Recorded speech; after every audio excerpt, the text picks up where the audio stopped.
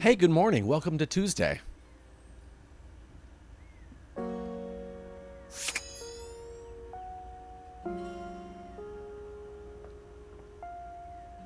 I wonder if lamp is the same as lux. Do you really love the lamp, or are you just saying it because you saw it?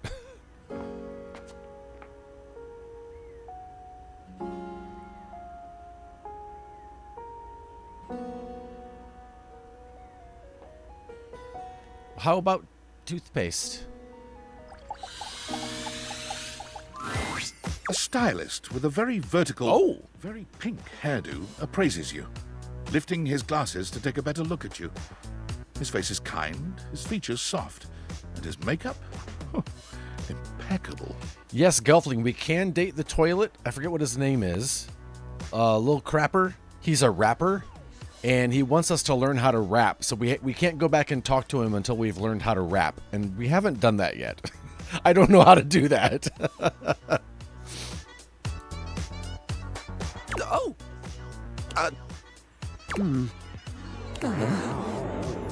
How about we... Oh, yeah, it was like Lou. It was the Lou, no, I forgot what it was. It wasn't John. Yes, Jean-Loup. Oh, you know what? We'll look him up after this. We can look him up in our little data decks. I forgot we can do that. Jean-Loup Pissier or something like that. Will you please, sir? It's like I'm playing a JRPG here. Oh dear. I think I'm getting lost right at the start of all this. I'm so sorry, darling. My brain runs quicker than cheap mascara sometimes. Stupid Barry, disposable Barry, you're doing it again. Barry is his name? Oh, just stop talking. Hello? Yes. Hello is what anyone at the top of their game would say. He takes a deep breath, shaking off his awkwardness and giving you a friendly smile. Let's take this from the perfectly coiffed top, shall we?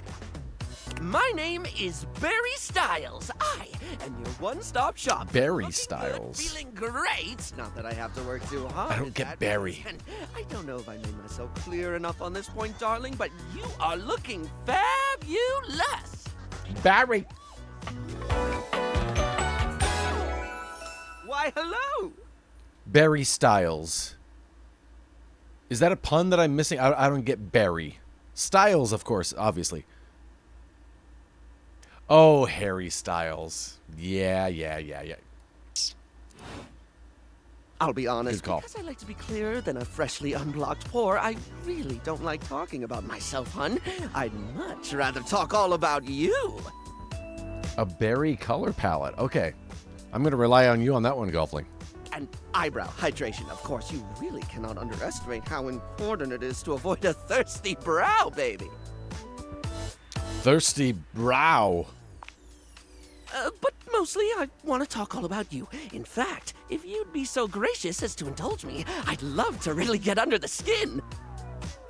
You just made it all up. You're incredibly reliable. How dare you? I was like, oh yeah, berry color palette. That must be a thing that's part of makeup. Please, I'm ready. Oh, not literally, obviously. My products are for external use only. I mean, can I ask you a few questions? Sure, Barry. Oh, fabulous, darling. Okay. This is super exciting. I just love learning about what other people like. I haven't yet met with a taste I can cater to. So, with that in mind, I simply have to ask. You don't wear makeup. That's awesome. Drum roll. Favorite brand of tweezer? Pokies. Let me think. I have a preference for sure. Let's hear it, my little kitten. Tweeze me.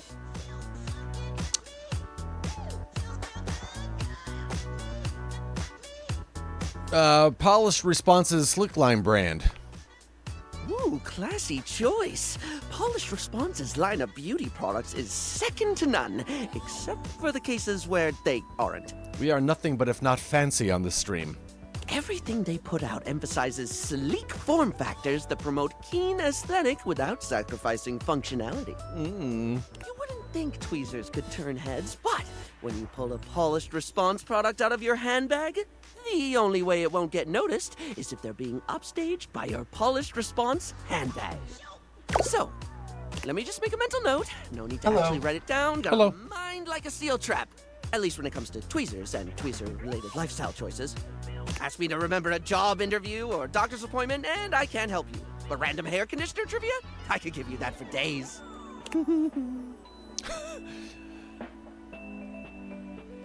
Okay, lay a conditioner fact on me. Oh no. I've been put on the spot. Oh, wait! How about this? While it's bad for your hair if you wash it every day, you can safely condition every day with no washing required. This is great because I think people should use conditioner as much as possible. Not so much for the health benefits, but the fact that it just makes hair feel really, really nice, doesn't it? Freshly conditioned hair is the chocolate milk of texture. At least that's what I always say. Well, I don't always say that. That was the first time I ever said it, but I'll keep saying it now. What were you? Oh, right. Time for your second question. Ask me this time. Wait, what? Barry, what's your favorite lipstick color? Barry, what's your favorite lipstick color? This is a good one. A classic of a beauty question. We can't have a beauty Q&A without knowing your favorite lipstick color, can we? Mine is pink. Impressive, no? Rather impressive. That's what I said. What, pray tell, is yours?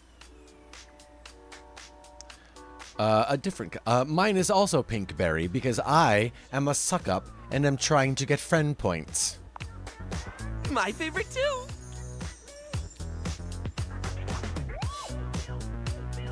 The thing about pink is the diversity of mood it conveys. At once playfully innocent and chicly suggestive, its cultural association with femininity has seen it both stigmatized and embraced in equal measure. Oh, Joey, yeah, you're doing it exactly correct. Its use, more than any other color, can either be a display of conformity or of rebellion. And, perhaps most importantly of all, it just really pairs well with my eyes. Moving on, it's time for our final question. For now. Barry's kind of exhausting. That sounded threatening. Sorry, did I say that out loud? Anyway, third cue. What do you think is the biggest reason to wear makeup? To accentuate the beauty that you already have. To feel confident, to feel sexy, to feel unique, to feel like somebody else, to feel confident. Yeah, I get that. We all have things we're self-conscious about, and I think makeup helps. It's one of the things I love most about what I do, helping someone get that boost they need. It's not the lippy and the eyeshadow that makes a person look good, like truly good. It's how someone carries themselves, you know? Sorry, I spoke a lot again. Of course I did. I'm an overshare. Need to stop that. Yeah, it wouldn't hurt to you know what? It's fine. You don't have to keep apologizing for being you, Barry. Barry still looks embarrassed, but a sweet little flush comes over his pale cheeks. Here we go. And he smiles at you. Give me them perk points, Barry. Well, darling, that about wraps up the cues. It was going to be a big 20-question thingy, but I just didn't do it, I suppose. Plus, I forgot half the ideas I had for it when I thought about combs for an hour. That's okay. I had fun with it. Really? That's wonderful, darling. I had a lot of fun, too. Oh, I really hope we can have another fabulous chat again. Well, we probably will, because I'm going to try to realize you, and that doesn't sound as intimidating as it sounds. Barry. All right. Barry Styles, voiced by Nick Wolfhard, likes interests and likes. He dislikes disinterest and dislikes. What is Skylar one, I wonder? Hey there! Hi. Oh, great purchaser of DLC. Oh, well, hey, yes, that's me. Hi, Skylar. If you're wondering where those extra datables are that you purchased, fear not, for I can guide you. I'm good being surprised. Same here. Anyway, enough of tutorial lady. It is time for Menu Lady. Welcome. What can I do for you in my main menu? Oh, we're good. I'm all done here. Oh, yeah, I'll miss you. Okay, bye. All right. I honestly didn't realize the DLC got us extra characters. But there's a lot in here. You guys want to talk to the yoga mat? Ah, man, this Oh, you again? is for today. We're meeting at the weight rack. See you tomorrow. I wasted a heart. Butthole. So he's all exercise equipment. Is that what we're getting here? How about the television? It takes you a moment to realize that there is not, in fact, a test of the emergency broadcast system standing in your living room. Oh, hi. Though the colourful figure standing across from you certainly bears a striking similarity to that TV classic. I got a poker face. Even before they speak, you can feel a frenetic energy in the air, like someone switching between channels at high speed. Yo, yo, yo! Don't touch that dial, cinephile, because my favorite studio audience is now in attendance. Okay, we are officially in Lem's stream now. The VIP attendee, the Uber viewer, and sometimes wooer. Hello? The supreme dream who makes this flat screen scream. The fantastic red shirt means you're ready to flirt. Man, I keep intending to actually wear a red shirt since I bought the DLC every time I stream this, and I totally forget to. I've done the opposite. I've worn a no-color shirt. How can I cater to my greatest spectator? OJ, I had the same thought. Ooh, I like being, who are you? I'm the one who knocks. I get that reference. Of course you do. Your taste is based. Before we get to what's on my screen, let me properly set the scene. The name's Telly. Rhymes with Nelly. Like, whoa, Nelly, did you know Telly offers 5,000 channels like an endless deli?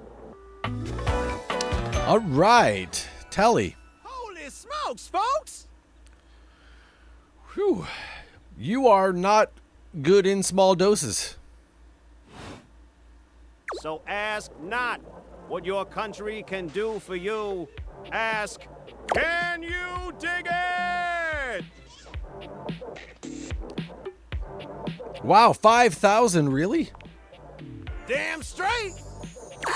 It's one small step for man, one giant leap for mankind. 5,000 channels is the most offered by any provider. I know this because I'm an entertainment insider. 5,000 channels of cheers. 5,000 channels of cheers. Wow, I gotta never talk to Telly again. Can Valdiviflix compete with that? Or even Viewloo? That Valdiviflix copycat? Ooh, snap. Shots fired. Telly shows are must-see. Their programming's just musty. Well, I'm sold. Dynamite! Anyway, since you're here, my dear, why don't you just kick back and recline? Unwind from the grind and free your mind with 120,000 hours of programming combined.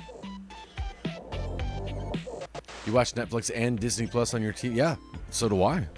View that cue till you go blind. Sounds great. Loading programming, loading programming. Optimizing for comedy, haha. Analyzing for reality, boo-hoo. Pratfalls and close calls from straight to your eyeballs. And, yeah, Mr. White.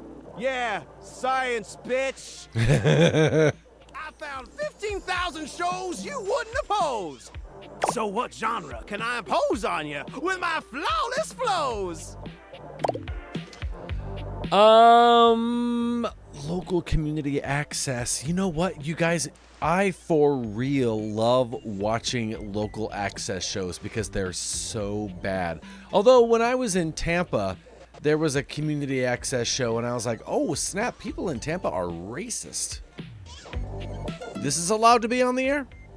How about local community access? Wait, seriously? I just told you that I have 5,000 channels with 15,000 shows. And you want to watch the community access station? Yeah. How else am I going to learn close-up magic? Look, I'm gonna be straight with you. You're cute and all, but there's no way in hell I'm watching the community access station. There's literally an endless bounty of quality content now, and I'm not gonna waste my precious time on planet Earth watching some old fart playing amateur xylophone for 6 hours. I mean, it's great because it sucks. You get each other? Okay, yeah. Okay. But listen, I've got a great show selection for your inspection. And while watching, we might make a genuine connection. So what genre can I impose on you with my flawless flows? How about reality competition? There's no way Telly doesn't love reality competitions. So that's who you giving your rose to, my boo? Looks like the tribe has spoken. Very clever. I'll assault you with my pop culture. The only reason we have it is because my husband works for a TV internet company. Oh, that's so funny. Hey, look, it's a slant rhyme. It works. Yeah, I didn't say anything. All right, my delight. I'll give you a reality infusion in 4K resolution. Yeah, I don't remember the last time we watched live TV. Probably the Oscars. And to be honest with you, I think I streamed it the next day. Cougar versus Cougar.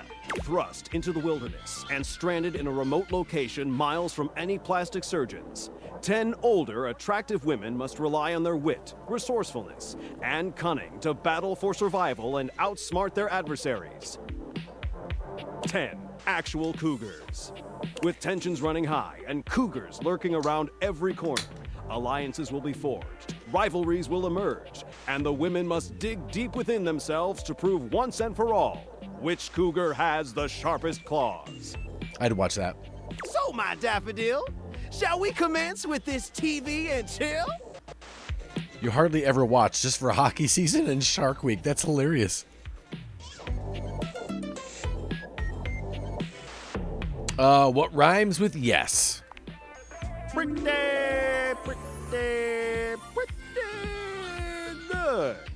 Pretty. Let's relax with some snacks while we await the climax and dope. What's up? I had this pre-planned and my schedule was unassailable. But that show's not on demand, so the episode's not available. Oh. That's okay. But no prob, heartthrob. I've got 15,000 other shows I've yet to disclose. So what genre can I impose on you with my flawless flows? Home renovation. Time for some narration elation about home renovation. Allons-y. From the creators of Home is Where We Buried Grandma and Festive Infestations comes Balls to the Walls, a thrilling home renovation series where each episode follows the demolition of a different home using wrecking balls as the primary tool of destruction. I do love how versatile this guy's voice is. That's very impressive. Hosted by demolition expert Carlos Balls of Steel Balenciaga, and featuring an all-original music score from MC Whammer. No home is safe from the swinging force of Balls to the Walls. So, my beau, does this show make you go, whoa? Maybe we could just talk about our feelings. That could be nice. Danger, Will Robinson. Danger. Sorry. Look, if that show isn't for you, I've got 15,000 other options we can still view. So what genre can I impose on you? Okay, maybe I should just go. Makes sense, makes sense. Just, one more thing. What's up? Look, I don't want to pry, but I gotta know. It's not because you prefer Valdiva flicks, right? No, they fired me. I hate them. Because that'd be a huge blow to my ego. Over your quality programming, never. Oh, thanks, Hottie. That makes me feel naughty. Ooh, well, all right. Come back around here later, and I'll show you something about it. All right. We have one more heart left for the day.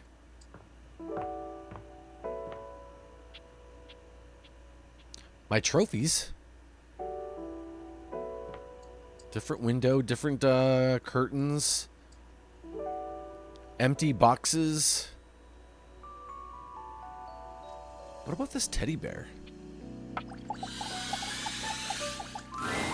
There's something so Oh, wow. familiar about the cuddly stranger standing in your closet. Well, look at this guy. The combination of his massive stature and the soft materials he wears produces an almost irresistible urge to hug him. And the aura of safety he emanates certainly doesn't help. Well, well, well. Aren't you a sight for sore eyes? Aw, Teddy. Oh, yeah. Of course it's Teddy. He even has a tag on him. I like the little frayed seams.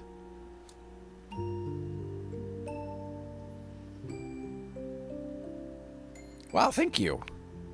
You are very welcome. The music is like little kid teddy bear music. I do like all of the music is like just perfectly tailored for the character. It's really well done. You are so kind to express your gratitude like that. I feel like that's a bit of a lost art these days. To be honest, it's just so nice that you can really feel your gratitude. It feels good. It's one of my favorite things. Right behind fresh hot chocolate, warm in a mug in my hands. Oh, and munching on a big bowl of popcorn. Ooh, and going for a beautiful, long, slow meander out in the fresh air and taking deep breaths and listening to the trees. Yeah, he's a teddy bear, yeah. There's a lot to love around us, huh? What are some of your favorite things? Man, your voice, Teddy, is, man, it's great. Oh, hot chocolate, no contest. Ha! There you go. I must have made hot chocolate 100 different ways in my life, and every time, it's just the best. That voice, right, Jake? I think at this point I might be mostly made of hot chocolate. Not that I'm complaining. Hey, super nerdy guy is rating with a party of 6. Welcome in, everybody. How are you? What's going on? I hope you're doing well. Just like Karma. How are you, friend? GS Coin. It's good to see you. He's not going to get that on me ever again. Welcome in. What is going on? That's why I won that match. Because I ended up predicting the move. Well done. You quitting?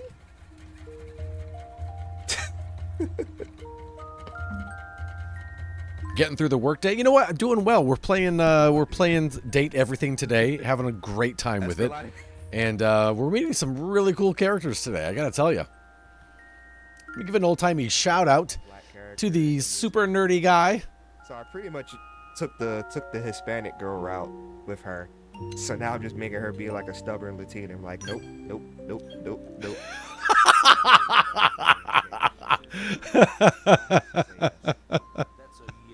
I love it. I love it. It's on your list of stuff to play. Yeah, it's so good.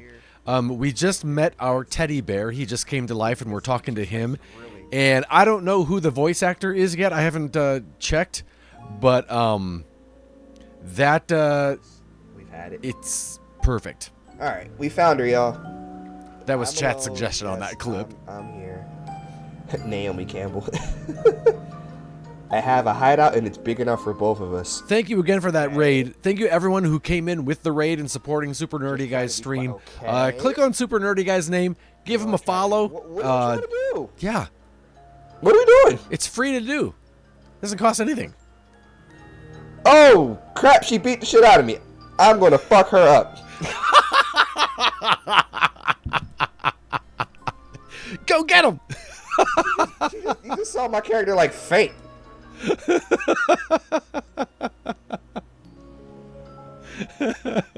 I swear I'm gonna beat the shit out of you. Sorry about the whole knocking you. I know, right? Just one shot. That was a clip. I love that. That was a day. Yes. So yeah, we just met Teddy, and if you haven't fallen in love with Teddy yet, just let Teddy say like 3 sentences, and you will be in love with him. It makes sense that I would be warm and delicious. Oh, I'm in love already.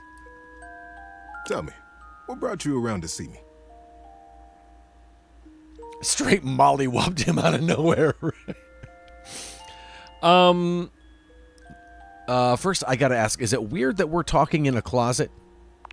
Not at all. Not for me, anyway. Closets are some of my favorite rooms in a house. Get a good cozy blanket, a candle, and close that door, and you've got a perfect little cocoon. A little nest of peace and safety. Okay, yeah, we need to romance the crap out of this teddy bear. Got to get ready for work, but I'll leave the tab up. Hey, no worries. Thank you so much. Yeah, definitely, if you need to raid and run, definitely do so. Take care of yourself. Thank you again for that raid. I do appreciate it, and have a good shift at work. You're welcome to share mine, or we can sit on the bed and talk. I'm comfortable in either place, and no matter where I am, I'll always be happy to be with you. Oh, snap. I'm so in love with Teddy. I leave it up to you. Where should I go? Right to my heart, Teddy. Right straight to my heart.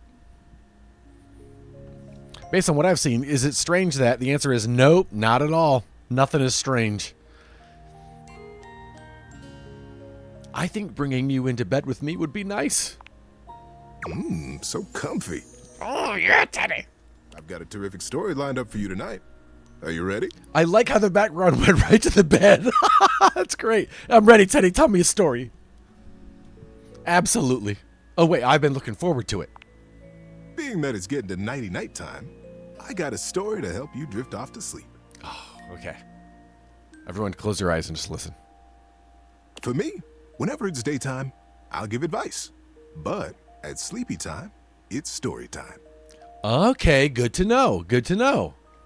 He'll give us advice in the daytime, and at night, it's story time. Want to hear my story? Yep. Of course. Oh, this one. This is the biggie, buddy. It's a good one. Okay. I can't wait. The Great Constructing of Beaver Proudtail. Huh? It was very early in the morning. Okay. One cold and foggy day, a very long time ago. Oh, look, it's a little golden book.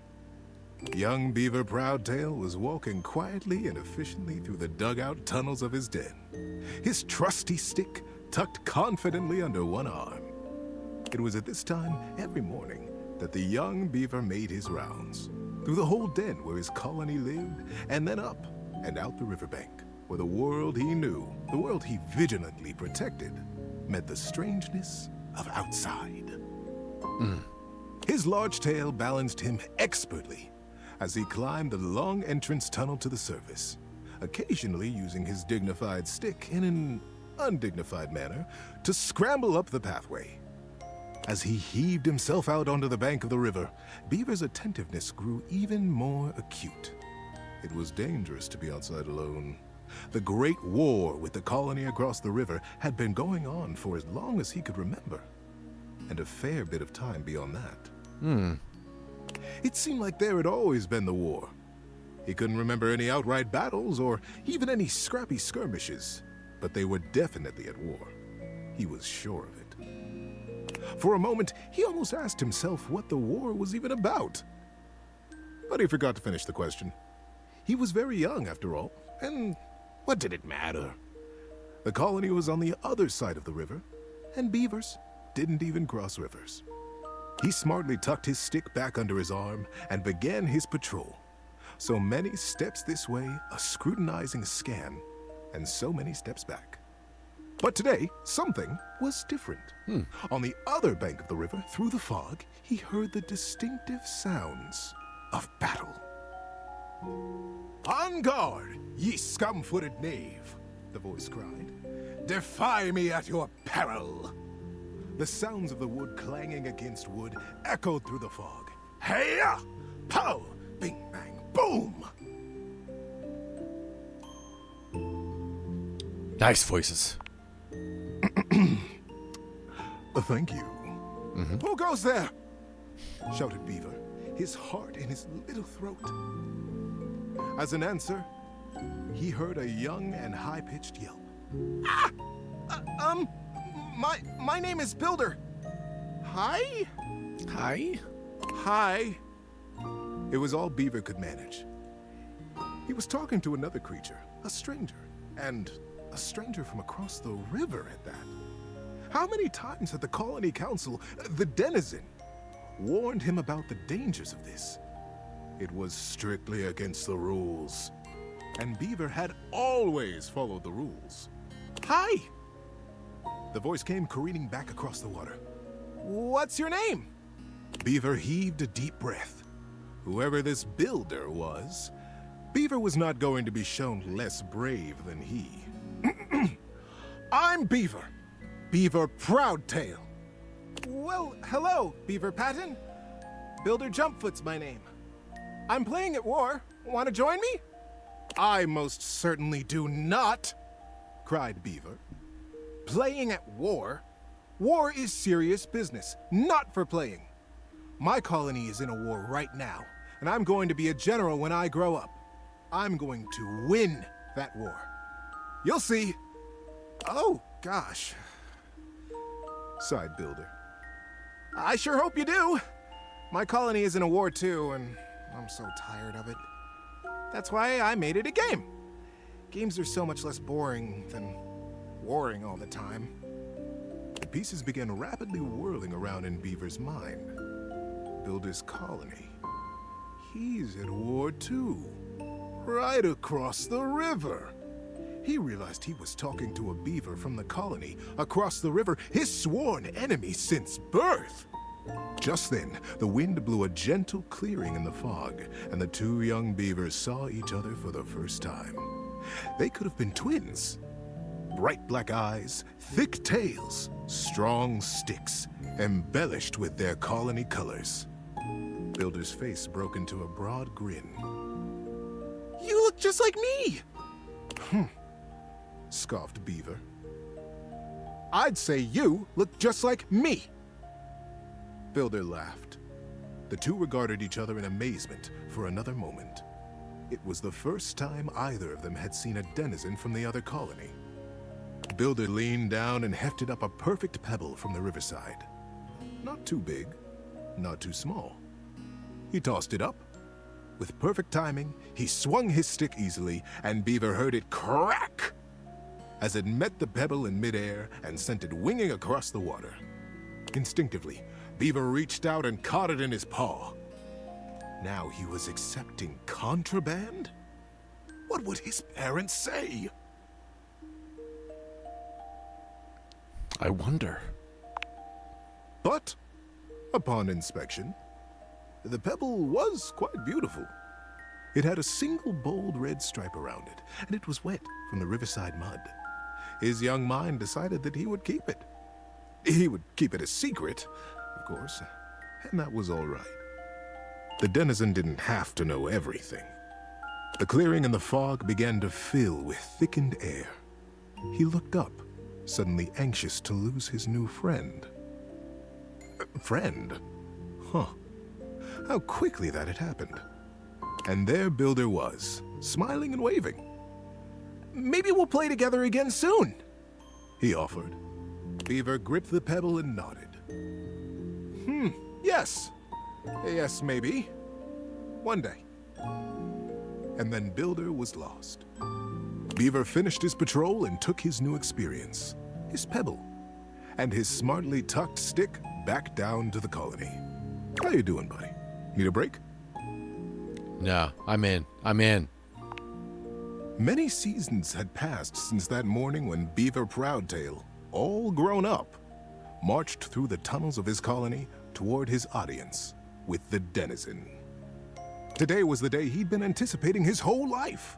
Today, he would be made an under-general of the colony, and he'd finally have the chance to present his machine. See, the machine he envisioned was a daring one. He was prepared for pushback and doubt from the council. The Longest, in particular. The Longest had been the leader of the denizens for most of his life, and she was not always interested in things new or unfamiliar. Beaver's machine was both. But he believed in it, and he was determined to persevere. He rapped on the denizen chamber door. Knock, knock. Enter!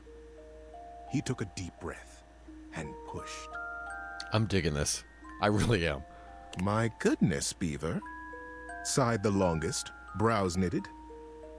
This machine is quite an undertaking, and you won't even tell us what it does. Yes, ma'am, Beaver nodded. It must be kept a secret, for now, but I promise it will conclusively end this war. He's gonna make a bridge. I know, right, Jake? I love this. The Longest considered. Normally, I would say no. Unfamiliar can be dangerous, and outright new, well. She stroked her silver-gray whiskers. The other council members watched her reverently. But we have all seen the construction beginning on the other side of the river. We have no way of knowing what they're up to, and it would be irresponsible of us to take no action at all. They're doing something. We must do something too. Deep murmurs of assent rippled around the small stump table. And we trust Beaver. He is our newest under-general, after all. She winked in his direction. If he believes his machine will truly and finally tip the balance of the Great War in our favor. She paused. The silence was agonizing. Beaver kept his eyes fixed on the wall just behind her head, patient. His paw unconsciously turned and returned a small pebble in his pocket, caressing along the line of a single great red stripe. Then permission is granted. Beaver let go the breath he had been holding. Whew. Begin construction as soon as you are able, Under-General. And good luck. She smiled warmly. But the burden of her long years of leadership showed through her sagging cheeks. We will be watching. Beaver smartly untucked and retucked his stick, slapped his tail once against the packed ground in assent. Yes, ma'am.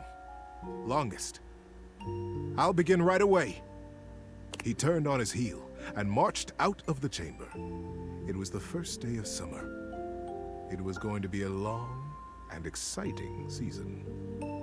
At first, the build crews the Longest had placed under his command were reticent. What are we building? They would complain. What does it do? When Beaver said nothing and admonished them to follow instructions, their eyes flickered nervously to the building across the river. Maybe it's something to help us fish the river, Corinth Blue Eye speculated. Did you hear? Denny Strongpaw almost got swept away yesterday. And his whole crew. He did? But Denny's the strongest fisher we have.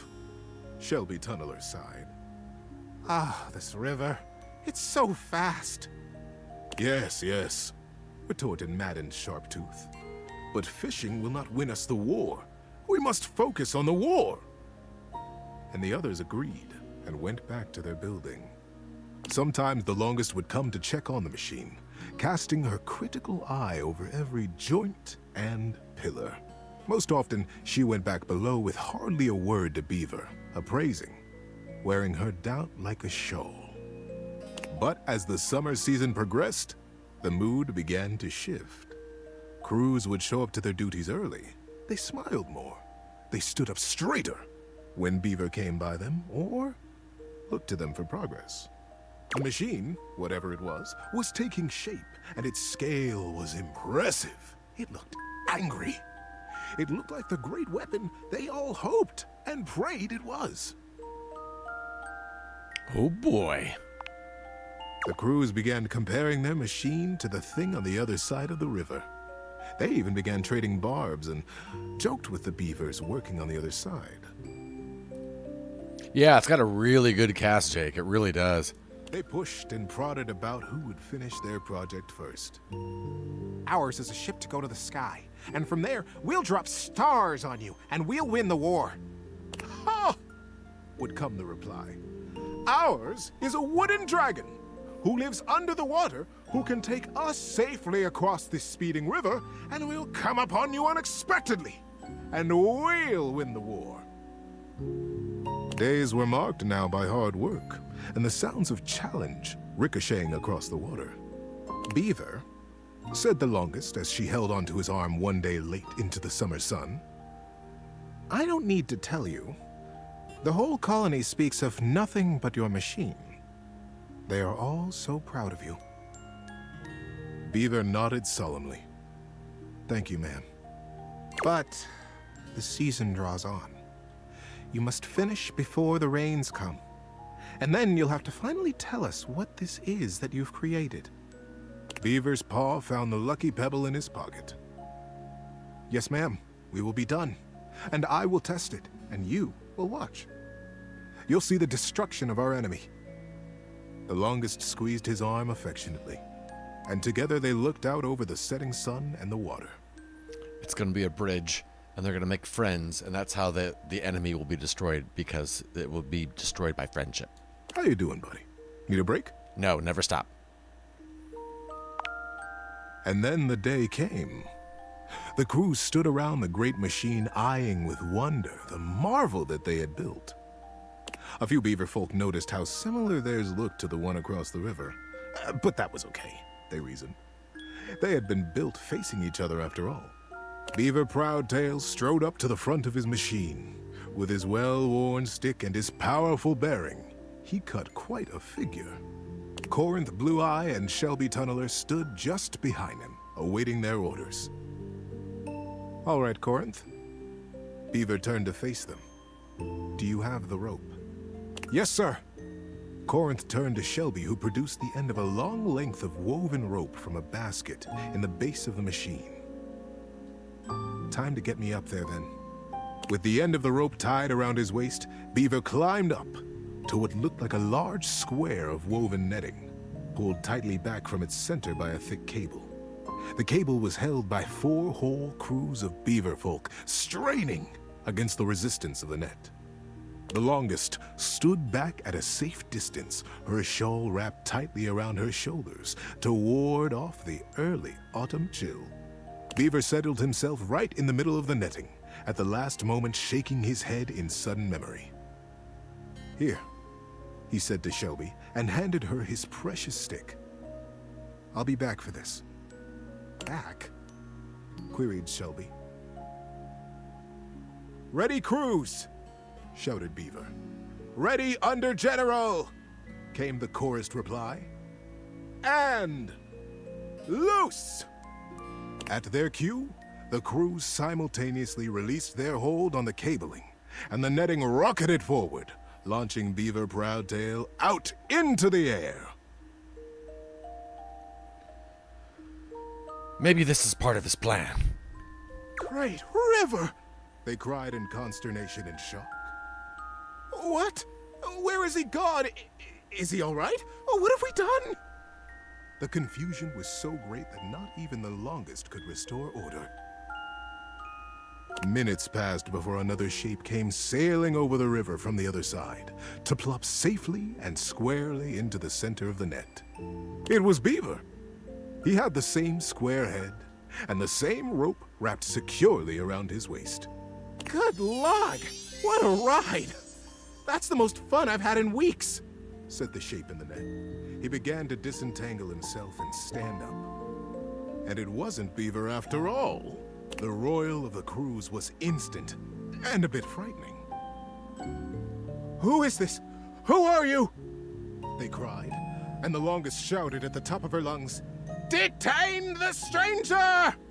The crews pulled him down from the net, and the stranger never stopped smiling, greeting them warmly, even patting some of the beaver folk on the back. He looked just like Beaver. But Beaver never smiled like that. Beaver hardly smiled at all, come to think of it. I can understand your confusion, Said the stranger genially. Beaver and I looked so much alike, even when we were kids. My name is Builder. Builder Jumpfoot. When no reply or greeting was forthcoming, Builder went on. I'm from the colony across the river. Oh, the silence was absolute. Across the river? How was that possible? Was he a weapon? Where was Beaver? How were they ever to get him back? He's probably just dead. Come on, Builder. I know he's got the right idea here. Builder just smiled, absolutely at his ease, seemingly pleased as punch to be among all these new friends. And into this silence sailed the figure of Beaver, a new rope tied around his waist. There were now 3 lines of thick rope across the river. Beaver landed expertly in the center of the net, untied his waist rope, and climbed down. You are Builder? Beaver reached out his paw to the stranger. And you could only be Beaver, The stranger exclaimed, gripping that paw warmly with his own. I am Builder indeed. And it has been the dream of my life to finally meet you like this, in the daylight, on the same soil. Mine as well, my friend. Beaver, for the first time in his life, allowed himself a great, eye-crinkling smile. I almost can't believe it worked. Now, wait just a minute, trilled the longest, making her slow path down to the machine. What on Riverbank is happening here? We are at war, Beaver. And Builder, too. You both should know better. Beaver, you promised us that your machine would win the war, and here you have brought the enemy. You promised to destroy right to the mouth of our colony tunnel. Beaver turned to the longest with an open face. Yes, ma'am, I did. I believe you'll agree, though, that I have won the war. We have all won the war, because the war is over. The longest stared. The machines that we have built will allow us to become not 2 colonies at war, but a single colony, united. The machines are designed to dam this river, ma'am, offered Builder. I believe you have the same dangers with fishing and swimming that we do. That you have never crossed it? The crews cackled at the absurdity of ever crossing this raging river. We have no need to fight the river now, you see? Builder continued. We sail above it. Just as the single pebble did, long ago, whispered Beaver.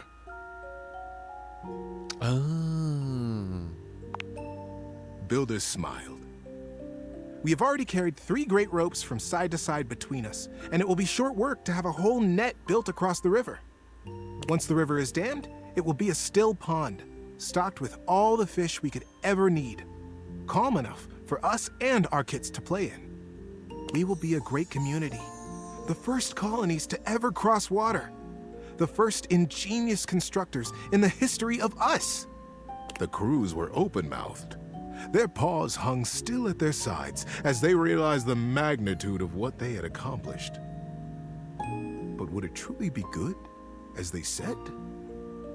Who was really to say how this great feat would be remembered? The longest took a deep, rattling breath. I can see why you did not tell us at first, Beaver, the true purpose of your machine. She glanced at him sidelong. I surely would have said no. Nothing this daring has ever even been attempted before, let alone under the mask of subterfuge.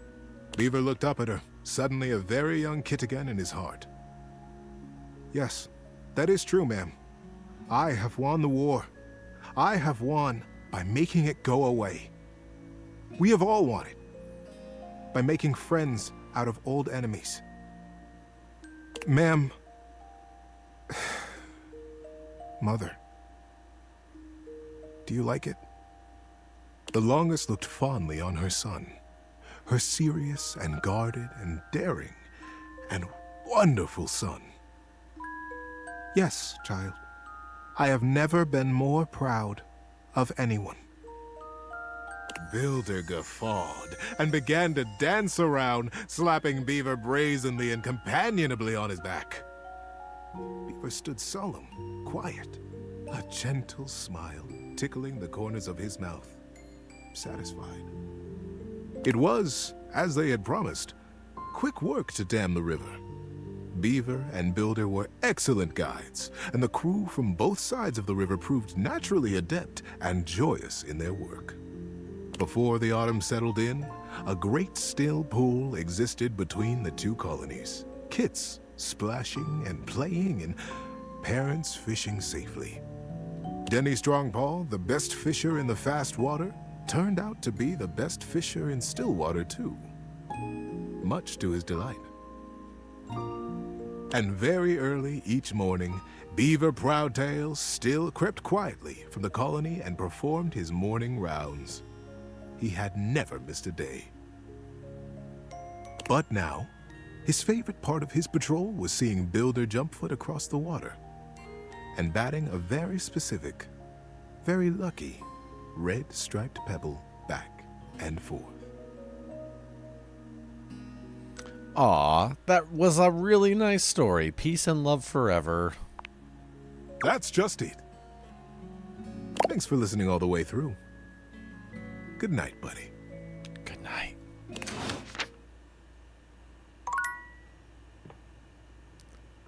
That dude's got a great voice. Wow. Skylar Specs, yep. Wait, where's Teddy? Why is Teddy not showing up? Not Tully. Teddy. There he is. Charlie West. That was the best bedtime note, right? Why did I want to cry listening to that? He likes dispensing wisdom and dispensing stories and dislikes criticism. That was really nice.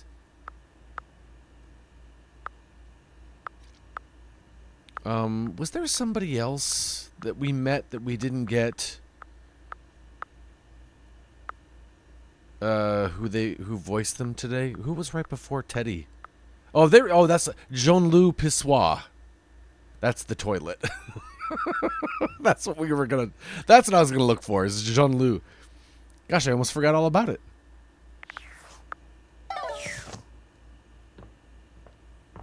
That was a great one to end the day on.